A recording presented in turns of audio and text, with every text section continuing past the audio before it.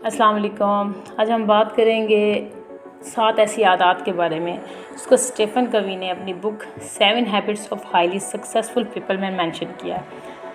हम कितनी भी मोटिवेशनल वीडियो देख लेते हैं, कितना ज़्यादा एक्साइटमेंट पैदा हो या मोटिवेशन, वो एक वक्त तक ही रहता है, उसके बाद ख़त्म हो जाता है और फिर हम वही करने लगते हैं जो नॉर्मली हमारी आदत में शामिल होता है। ऐसे समझ लें कि हम अपनी आदत का मुरक्कब हैं, हम वही हैं जो हमारी आदत है।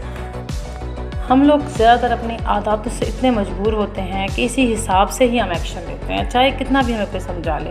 एक्चुअली हम इंसान हैं ही ऐसे कि हमें आदतों को बदलना मुश्किल होता है, लेकिन ये याद रखना चाहिए कि हमारी अच्छी और बुरी आदत ही ये डिफ़ाइन करती हैं, ये डिसाइड करती हैं कि हम सक्सेसफुल हो रहे हैं या हम फेलियर की तरफ जा रहे हैं। The important factor is habit.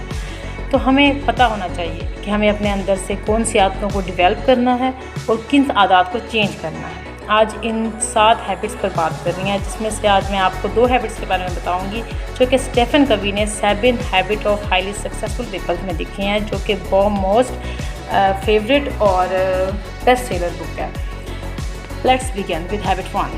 वो कहते हैं कि we have to be proactive. हमें प्रोएक्टिव होना चाहिए, ना कि रिएक्टिव। इसके लिए एक सिचुएशन क्रिएट की गई है कि रेस्टोरेंट में एक औरत है, उसके ऊपर एक कॉकरोच आकर बैठ जाता है। वो घबरा कर और पैनिक होकर शाउट करती है और उठ के खड़ी हो जाती है। वो फिर कॉकरोच उड़कर एक और औरत पे गिरता है। She acts like that. उसी तरह वो भी पैनिक हो जाती है और शाउट करती है।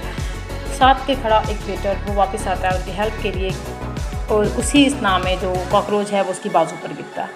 वो स्टैटिक हो जाता है और वो कॉकरोच की मूवमेंट को महसूस करता है। उसके बाद वो जब कॉन्फिडेंस उसमें आता है तो वो कॉकरोच को पकड़ता है और वो रेस्टोरेंट से बाहर फेंक देता है। तो ये एग्जाम्पल थी एक प्रोएक्टिव और रिएक्टिव इंसान की। स्टीफन कवी कहते हैं कि हमें अपने सिचुएशंस को रिएक्ट करने के बजाय उनको अंडरस्टैंड करना चाहिए और फिर अकॉर्डिंगली उसका खिलाफ एक्शन लेने चाहिए कि हमें क्या करना होता है। जो प्रोएक्टिव इंसान होता है वो रिएक्टिव इंसान से बिल्कुल डिफरेंट होता है। रिएक्टिव इंसान क्या है कि उसके लिए हर चीज़ जो उसकी ज़िंदगी में हो रही है उसको दूसरों को ब्लेम करता है। उसका मुल्क खुशहाल नहीं हो रहा क्योंकि हुक्मरान सही नहीं है, वो तरक्की नहीं कर रहा क्योंकि बॉस सही नहीं है, वो खुशहाल नहीं है क्योंकि लोग अच्छे नहीं हैं, इवन कि उसकी किस्मत भी ख़राब है। वो चीज़ों को कंट्रोल करना अपने हाथ में नहीं समझता, हालात के कंट्रोल में समझता है। ये किस्मत का खेल है और सारी प्रॉब्लम वो समझता है कि बाहर से आ रही हैं, लेकिन एक्चुअली प्रॉब्लम उसकी सोच की होती है। सबसे बड़ी प्रॉब्लम उसकी अपनी सोच है। और यूजुअली वह सिचुएशन में किस तरह की रिएक्शन देता है कि मैं कुछ नहीं कर सकता, मैं क्या करूं। और वो कहता है कि बचपन से ही मैं ऐसा हूं, बस मुझे गुस्सा दिलाते हैं लोग, मतलब ये रिएक्शन। लेकिन प्रोएक्टिव इंसान वो हमेशा अपने एक्शन और फीलिंग को कंट्रोल अपने ऊपर समझ लेता है। वो कहता है कि जो एक्शन लेना है मैंने, उसकी 100% जिम्मेदारी मेरी है। वो खुद लेता है और इनको हल तलाश करने में इसके हल को तलाश करने में भी। और जो प्रोएक्टिव इंसान है वो अपने हर एक्शन का कंट्रोल खुद अपने हाथ में समझता है और वो अपने हर एक्शन की ज़िम्मेदारी खुद लेता है और इनको हल तलाश भी करता है और सिचुएशन को वो खुद हैंडल करता है और देखता है कि इसको कैसे बेहतर की जाए, इस पर गौर करता है और वो एक्शन लेकर इसे सही भी करता है।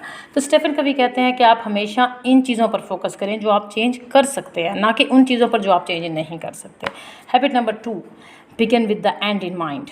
हमेशा नताइज को सामने रख के आपको स्टेप लेना चाहिए। ये नहीं कि आप दूसरों को देखा देखी स्टेप ले लें कि हमें भी ऐसा ही करना चाहिए जैसे लोग कर रहे हैं, और एट द एंड आप वो एंड जो है आपको खुश भी ना कर सके। इसके बारे में एक जनाजे के बारे में सोचें। वो जनाजा दूसरे जनाजों से डिफरेंट है। मतलब जब आप देखते हैं आपको पता चलता है कि वो कॉफिन में आपकी बॉडी है। उस वक्त फ्यूनरल को देखकर आपके दिमाग में क्या सवाल आता है, इस वक्त आप खुद को क्या बोलना चाहोगे। ये सब आपके लिए बहुत इम्पैक्टफुल होगा कि आप उस वक्त सोचो कि कॉफन में देखकर आप खुद के लिए उस वक्त क्या क्या बोलना चाहोगे। ये सब बहुत ज़्यादा इम्पैक्टफुल होगा कि आप देखें कि आप क्या चाहते हैं। आप वो सारी चीज़ें इस वक्त कर रहे हैं जो उस वक्त क्वेश्चन आप करना चाहते हैं। मिसाल के तौर पर आप कहते हैं कि आप बहुत अच्छे दोस्त थे, तो क्या इस वक्त आप एक अच्छे दोस्त हैं? अगर आप चाहते हैं कि आप ऐसे इंसान के तौर पर सामने आएँ या ऐसे इंसान के तौर पर दुनिया से जाएँ कि जिसने बहुत कुछ अचीव किया हो और आपने बहुत से लोगों की हेल्प की हो, तो श्योरली आपको अपने बारे में सोचना चाहिए कि वो क्या चीज़ें हैं जो मरने से पहले आपको करनी चाहिए, और फिर आप उस पर पर्सनली और प्रोफेशनली काम करें। फिर जितनी जल्दी हो सके उस पर काम शुरू करें। To be continued.